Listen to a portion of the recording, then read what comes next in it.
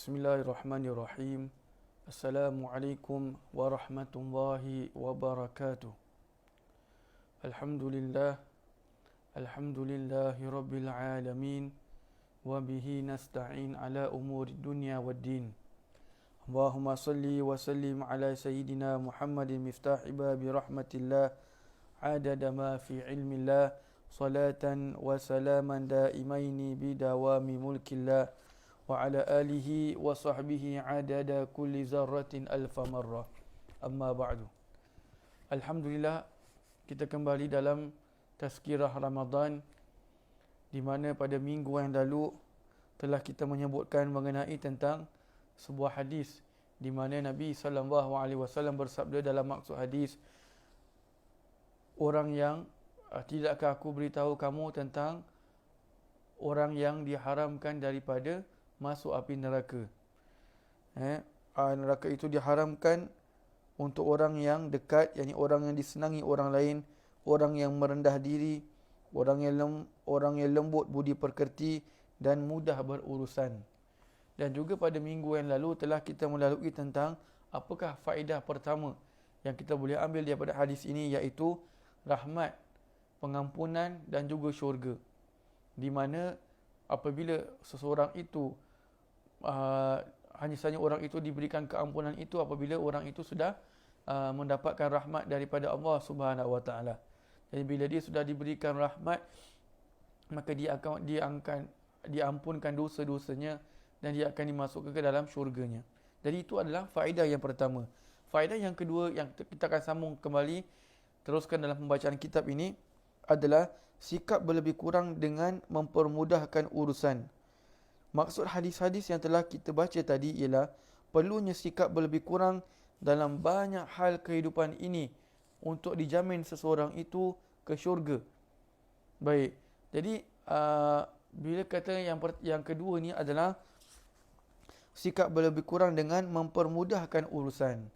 Jadi bila dia bersikap lebih kurang dalam semua perkara kehidupan, dan juga bila dia bersikap lebih kurang itu, manusia akan senang untuk berurusan dengan dia.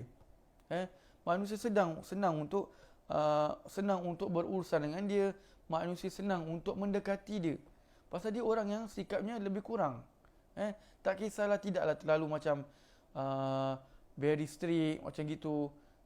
Tidaklah terlalu macam menyombong diri dan sebagainya. Tapi bila kita kata tentang lebih kurang ini, sikap lebih kurang itu hanyalah kita apply.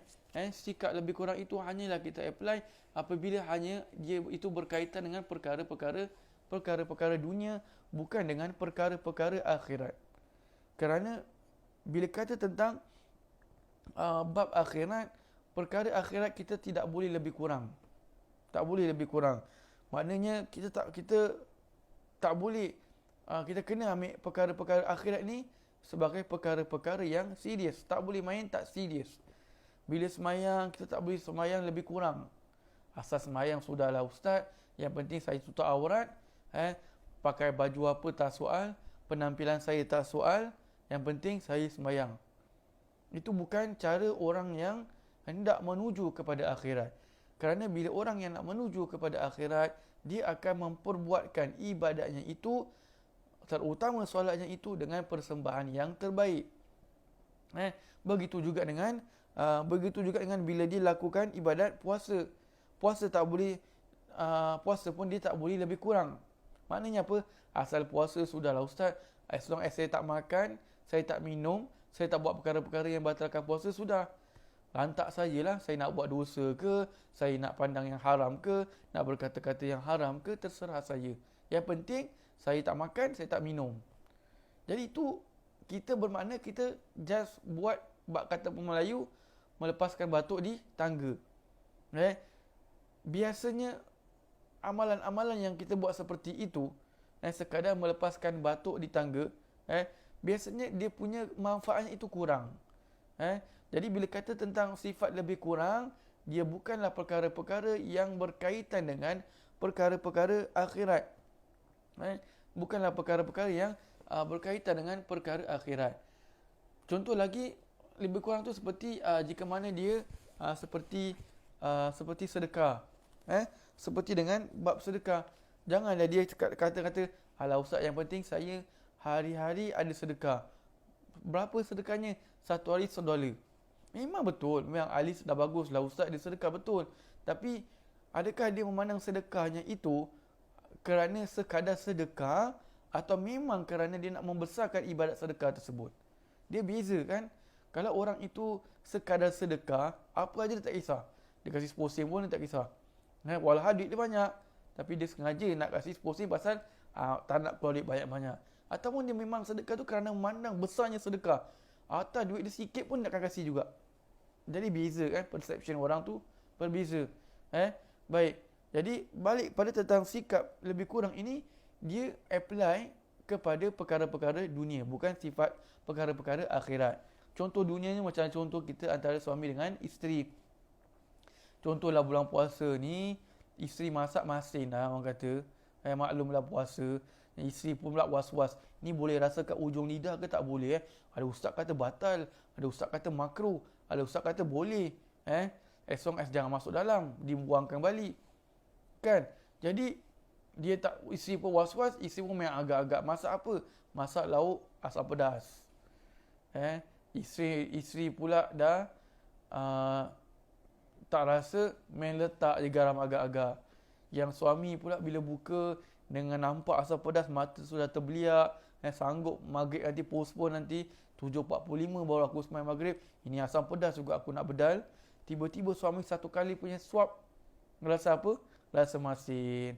Jadi kalau orang itu sifat lebih kurang, orang itu kalau dia sifat lebih kurang masin sikit ke tawar sikit, tak apalah. Tak apa. Pasal apa? Pasal apa? Dia faham keadaan si isteri tu kesian. Isteri tu putkan effort sanggup walaupun isteri tu sedang lapar, tapi isteri tu sendiri yang memasakkan untuk keluarga. Demi untuk keluarganya kenyang, happy dan sebagainya. Jadi suami mengenangkan, suami kata tak apalah, lebih kurang halal. Itu namanya sikap lebih kurang. Itu yang ditunjukkan oleh Rasulullah SAW. Nabi SAW yang kita tahu ceritanya juga adalah masyhur. Cerita pun kita tahu, mungkin pernah dengar juga, saya cuma ulang saja. Nabi SAW satu ketika pulang daripada pelayaran, sampai balik pergi ke rumah, pulang ke rumah Sayyidatina Aisyah radhiyallahu anha. Jadi Siti Aisyah berikan Nabi sebuah lauk, sebuah untuk dimakan lah. Maka Nabi SAW bila makan, Nabi senyum. Nabi senyum. Jadi Siti Aisyah kata, ya Rasulullah, sedap tak Nabi semua senyum? Siti Aisyah kata, masin tak? Macam mana rasa dia?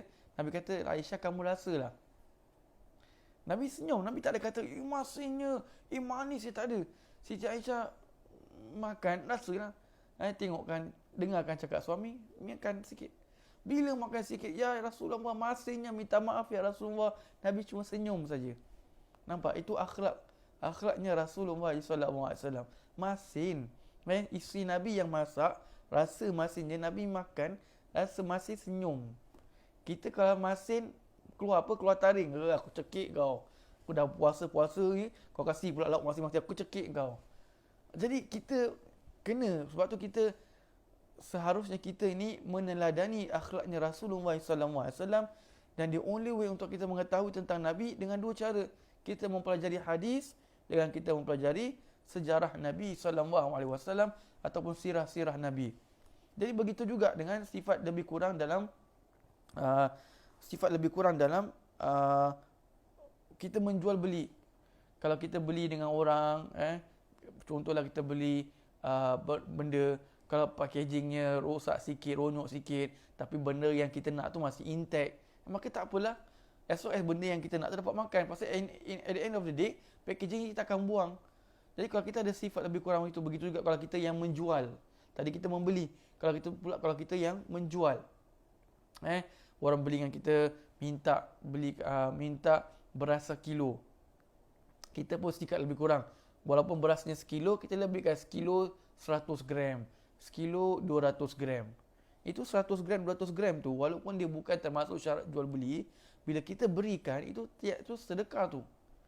Pahala sedekah. Sambil menjual, sambil kita bersedekah. Berapa besar? berapa besar pahala yang Allah nak berikan kepada kita kalau kita bersikap sikap lemah lembut, sikap lebih kurang maksudnya. Itu yang dikata dalam situ. Terutama dalam urusan jual beli, dan begitu juga dalam menuntut hak masing-masing dan juga membuat keputusan seperti pengadil atau hakim dalam menderaikan pertelingkahan dan lebih kurang dalam bermacam-macam lagi perkara. Apa yang kami contohkan tadi dalam lebih kurang, sifat lebih kurang dalam perkara-perkara duniawi antara suami dengan isteri, masakan, dan juga dalam berjual beli, itu adalah satu sifat yang dinamakan dengan sifat lebih kurang, yang itu sebagai contoh saja. Kita boleh adakan, apply sifat lebih kurang ini dalam perkara-perkara yang lain. Selagi mana perkara lebih kurang itu tidak bersyanggar dengan syariat, selagi mana perkara-perkara lebih kurang itu tidaklah bersangkutan dengan bab akhirat, maka itu adalah perkara atau sifat yang dipuji oleh Allah dan Rasulnya. Wallahu a'lam bishawab. InsyaAllah kita akan berjumpa sekali lagi pada hari Rabu nanti insyaAllah. Ilahuna, assalamualaikum warahmatullahi wabarakatuh.